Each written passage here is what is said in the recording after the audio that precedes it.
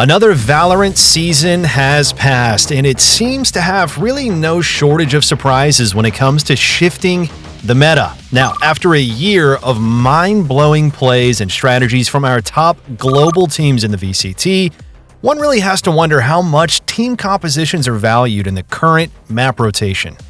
Now, of course, there's no one-size-fits-all tactic that applies to every single team, but certain compositions and agent picks really do often get best results in specific maps. Now, without further ado though, let's take a look at the most effective team compositions for every map in the current rotation. This guide's really going to focus on breaking down the agent picks of the most dominating teams in VCT and how well it can fit into your ranked games. Now, by the end of this video, you're going to be able to test out what works best for you and your friends when playing 5-stack as you grind your way towards that desired Radiant spot. Starting right off the bat, we've got one of the oldest maps in the game, Haven. Now, if you were able to watch the best moments in this year's VCT, you'll notice that Fnatic has the highest win rate in this map. They ran an effective combination of Cypher, ISO, Omen, Sova, and Yoru, ultimately getting 100% success every single time they step into Haven. Now, while this team composition can definitely work wonders, the current meta team consists of 2 initiators, 1 sentinel, 1 duelist, and 1 controller. Now, if you're looking for a more proactive and aggressive setup, Fnatic's team comp definitely going to be up your alley. For an effective alternative, though, that's well-balanced in almost any ranked game scenario, you can stick with the meta team. Your top 2 initiators for this lineup would be Sova and Breach. These 2 agents, they're really great for providing info for the team while assisting duelists in taking space. Sova can reveal every nook and every cranny of each site, destroy traps, and provide a nasty post-plant. And on the other hand, Breach can easily increase your team's odds in duels with his daze and flash utilities. Additionally, even though Haven seems like a huge map, it has a lot of tight corners. Breach is perfect for securing these spots, thanks to the massive area of effect his utilities really do have. For controller, you can never go wrong with the trusty Omen, and similar to Breach's Concuss, Omen's near side works well in the map's landscape. Since his smoke can regenerate, your team has a lot of flexibility when it comes to early control, whether you're playing at a fast or a slow pace. Shadow Step also gains a ton of value due to the variety of off angles you can work with. For Sentinel, Cypher definitely takes the cake on Haven. And why, you might ask? Well, simply because his traps aren't bound by distance. And as a result, you can easily give info to the team and help hold sites with ease. A global setup in a 3-site map can plant a lot of confusion in the enemy team's minds, causing them to second-guess, honestly, every decision that they make. And last but definitely not least, we've got Jett as the top duelist. Fast sight executes, high mobility, and movement-accurate knives. I mean, need I say more? Jett can take the most advantage out of entering sites with Breach and Sova's utility. Neon can also be viable as well, thanks to her new buffs. And sure, she can't reach high places like Jett does, but her sprint and slide can easily bamboozle enemies, making you a pretty difficult target to hit. Now, keep in mind, if you're looking to climb, by far the most important thing for you to master is the fundamentals. This goes far beyond things like crosshair placement and counter strafing too. It also includes things you probably don't even realize that you're doing wrong, like peeking, spacing with teammates, or even just where you choose to stand. The players who are consistently able to drop 30 in their matches, they're all masters of these things. And you could be too now with our Aim God Masterclass that's expertly designed to teach you all of the fundamentals that you need to know in just one course. And we're so confident in that fact that we guarantee you're going to gain 500 RR or we're going to give you your money back. And if you're wondering where that would place you, well, just check out our free rank calculator over at SkillCapped to figure out where you could be in as little as a few weeks. And other than that, well, let's get into the next map. Next up is Ascent, and the perfect team composition for this map is a living proof of the saying, if it ain't broken, well, don't fix it. Gen.G, the top rising star team who became champs at Shanghai this year, runs a Jett, KO, Killjoy, Omen, and Sova lineup in this map. Now, this team runs just as effective in a regular ranked game as it did in the pro scene. Jett provides a variety of fast-paced side entries as well as one done-and-out off angles. His dash also pairs perfectly with a well-timed KO flash for easy picks. Now, we all know Sova is a must-have in Ascent, but if you pair that with a KO, well, honestly, it's absolute cinema. Sova has a lot of valuable lineups, wallbang spots, and info-gathering utilities. And as for KO, you can easily counter site rushes and shut down utilities with his knife and his ult. That's one less setup to worry about if you're playing against a Killjoy or a Cypher. Omen as a controller in Ascent is also a can't-go-wrong pick here. There are various one-ways you can use in this map to easily turn the tides in your favor. Site takes and defensive aggression are also easier to execute thanks to his near-sights coverage. For Sentinel, Killjoy still reigns supreme in Ascent with her godly setups. And who can ever forget the classic speed lane setup that often eliminates one or more in a span of seconds? She also shines well at retakes due to her lockdown's area of effect, and as an added cherry on the top here, she has a lot of post-plant lineups you can add to your arsenal, denying the enemy team a chance to stick a spike defuse. Okay, so moving on to Bind, the current meta team in this map consists of 2 controllers, 2 initiators, and 1 duelist. We've seen this lineup from top teams such as Fnatic, Sentinels, and G2.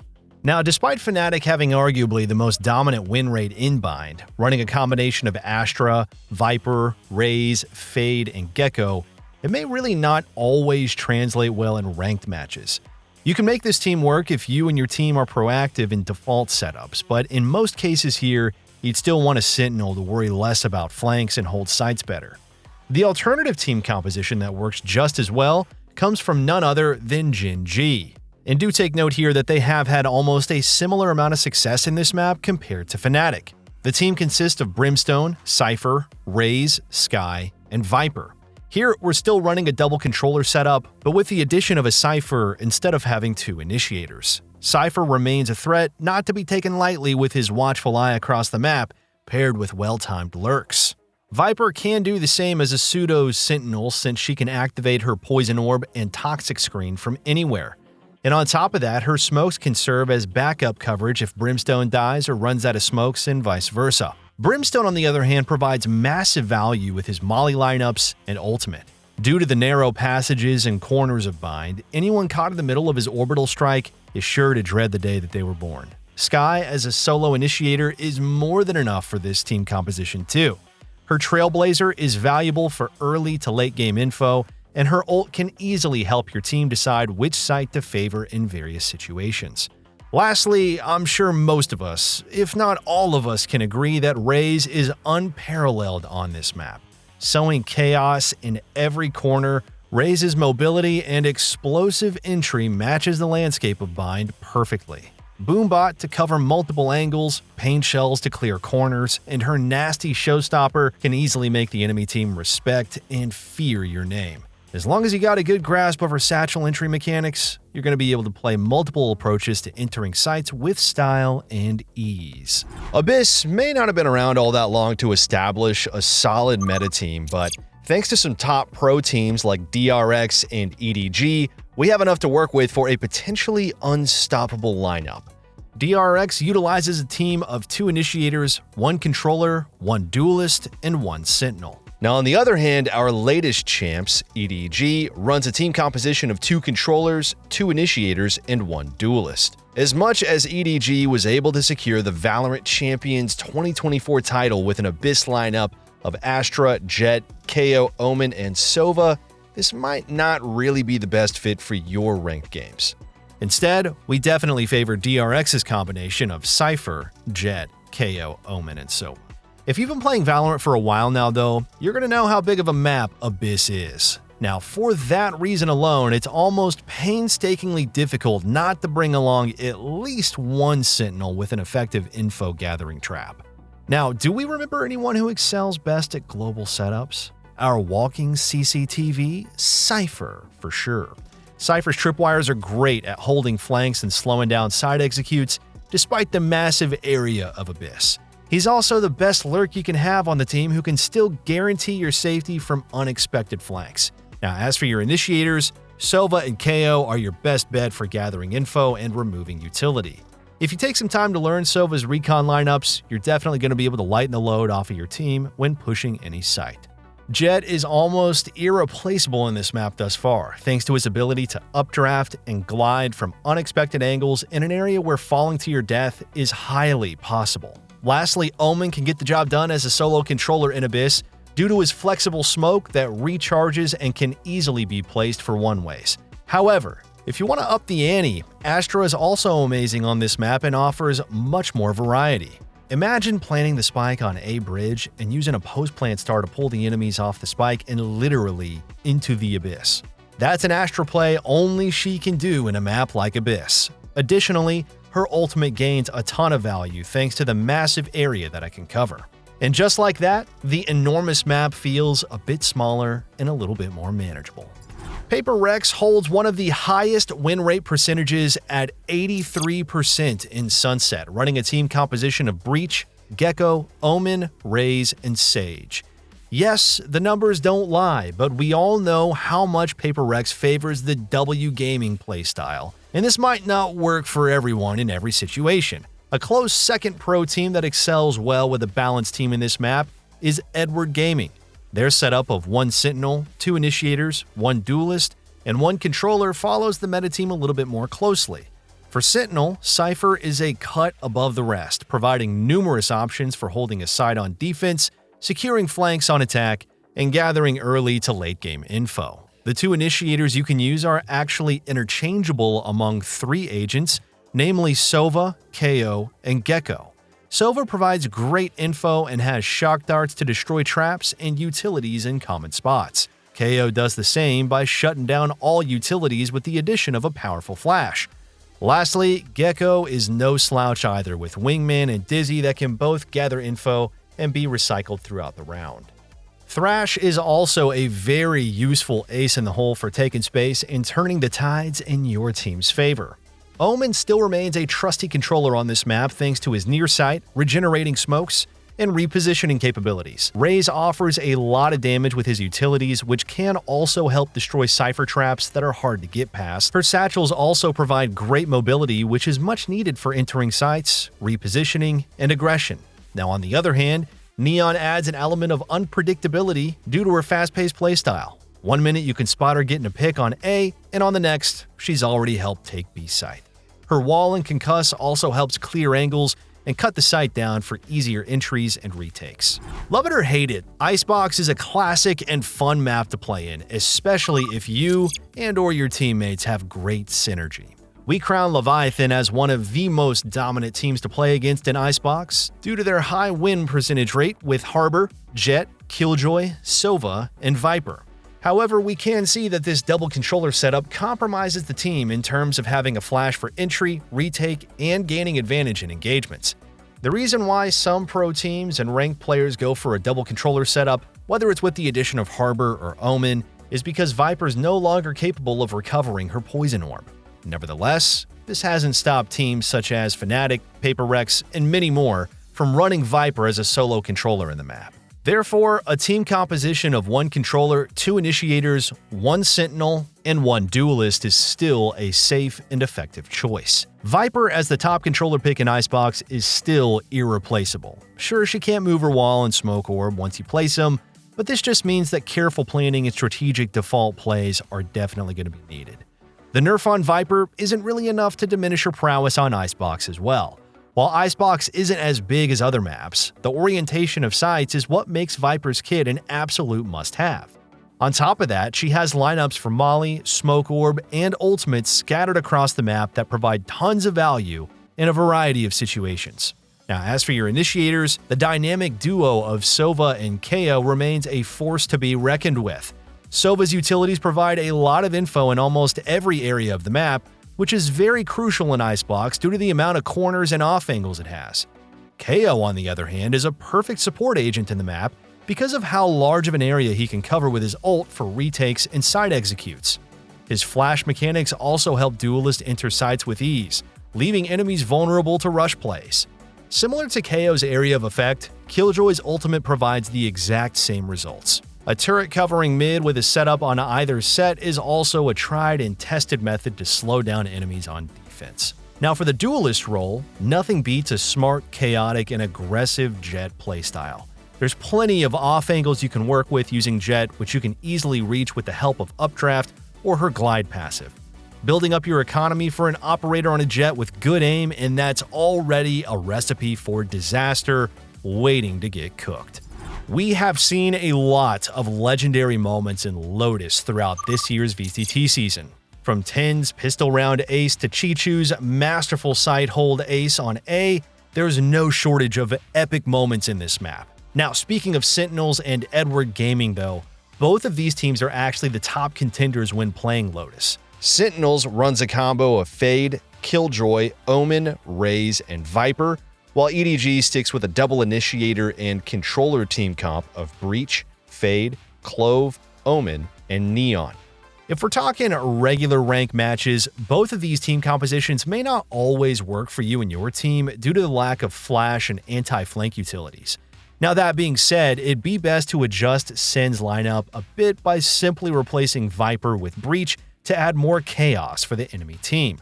Fade as the main info provider works well in clearing corners, getting the enemy nearsighted, and blocking off their audio cues. And based on how we've seen pro players use her, she also has a ton of haunt lineups that can easily give way to the enemy's positionings. Breach also synergizes really well with Fade and a duelist with Molly thanks to the coverage of his concuss, along with a reliable flash. Since one of the key strategies in Lotus is fighting for early A or C control, Fade's C's and Raze's paint shells is already a powerful combination to set this play up.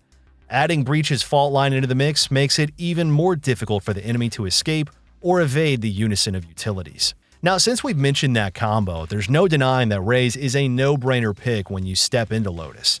Her entry capabilities, paired with her explosive playstyle, allow her to navigate the map's landscape with ease. And if you want to mix things up a little bit, you can replace Raze with Neon, as she can also be difficult to deal with due to her fast-paced playstyle. For Sentinel, Killjoy has proven to be an effective sight anchor, lurk, and anti-flank menace.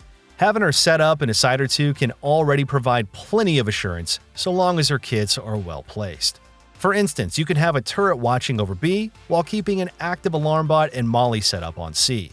This allows the rest of the team to aggress and take early control of A rubble. Lastly, Omen can keep your choke points secure with his regenerating smokes, and due to his unique smoke mechanics, you can also play with multiple one-ways to get an easy advantage during engagements. And let's not forget how much site takes can also be easier to execute with a properly used paranoia. Split wasn't around for the latter parts of this season's VCT, but fret not, it's coming back soon. Nevertheless, we've seen a lot of mind-blowing matchups on this map. Now, as it currently stands, Sentinels remains a team to be feared when playing against on Split. So much so that it became a must-ban map for the opposing team if they're up against Sentinels. Their team composition consists of Cypher, Omen, Raze, Skye, and Viper. Having a Cypher who can easily hold sights, gather info, and lurk all at the same time, paired with a pseudo-Sentinel like Viper, can cause a ton of confusion for the enemy team. Since this composition utilizes two controllers, Viper can keep conditioning a wall on A even if the team decides to push elsewhere. Plus, her ultimate can easily push back enemies on defense, allowing you to funnel them toward A site for your team's preference. It's basically a never-ending mind game if you have Cypher and Viper when playing on Split. For Initiator, Skye is more than enough to fill your needs when entering site. Her Trailblazer can easily push back or gather info, while her Flash helps Duelist enter safely and gain an advantage in duels. Skye's ultimate also helps your team decide whether or not you can overwhelm enemies in a certain site or rotate to a less crowded area. If you're low on health, Skye's heal also provides a bit of safety net that can keep your agents alive for much longer throughout the round. Now, Omen will serve as your main controller, allowing the team to push anywhere on the map even without Viper's kit. At the same time, he can assist side entries with Paranoia. For Duelist, Split remains the perfect playground for Raze's flight-based entries. All of her utilities can easily flush out enemies from backside and can even pick them off if they're unable to escape in time. Finally, the long-awaited return of Pearl in competitive matches is coming, and we're here to prepare for its comeback. Despite being away for more than a year, we can still recall the most effective pro plays and team compositions in this map we've all missed dearly. Did you know that in the last season, Paper Rex had a whopping 82% win rate on this map? Well, it's no surprise due to how effectively they utilized Astra, Jett, Killjoy, Phoenix, and Skye. Now, this is a team composition that you can straight up apply to your ranked matches with little difficulty. In this setup, you'll take advantage of aggression with the combo of two duelists that complement each other. Jett takes care of fast entries and off-angle positioning, while Phoenix supports with a flash, wall, and molly. A Jett holding B ramp with an operator is also a nightmare to deal with, especially on a good aim day. Now, as for Phoenix, his ultimate can easily bait out engagements, while the rest of the team takes space on site. Astra as a solo controller can help you and your team get early positioning just by recalling a star.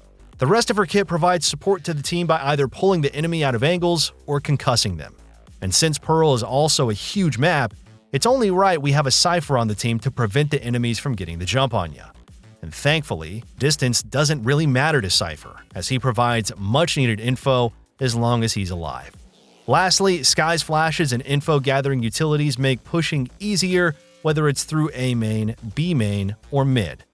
If you have a damaged teammate, you can also rely on her healing to help keep you in the fight without having to worry about getting one shot in the body or leg. Now, keep in mind, if you're looking to climb, by far the most important thing for you to master is the fundamentals. This goes far beyond things like crosshair placement and counter strafing too. It also includes things you probably don't even realize that you're doing wrong, like peeking, spacing with teammates, or even just where you choose to stand. The players who are consistently able to drop 30 in their matches, they're all masters of these things. And you could be too now with our Aim God Masterclass that's expertly designed to teach you all of the fundamentals that you need to know in just one course. Our goal is to have this course teach you everything you need to know, which is exactly why we are constantly updating it as users submit feedback. The game, it's always developing, and that's why our website is too. With new courses posted every single month, you can be sure you're always ahead of the curve when it comes to your mechanics. And on top of that, we also offer a rank improvement guarantee, so if you don't climb while using our service, you don't pay. Now we know, it sounds insane, but our #1 priority is to be a standing name in the community for years to come, and the only way to do that is to create the best product that we can. Check it out using the link below.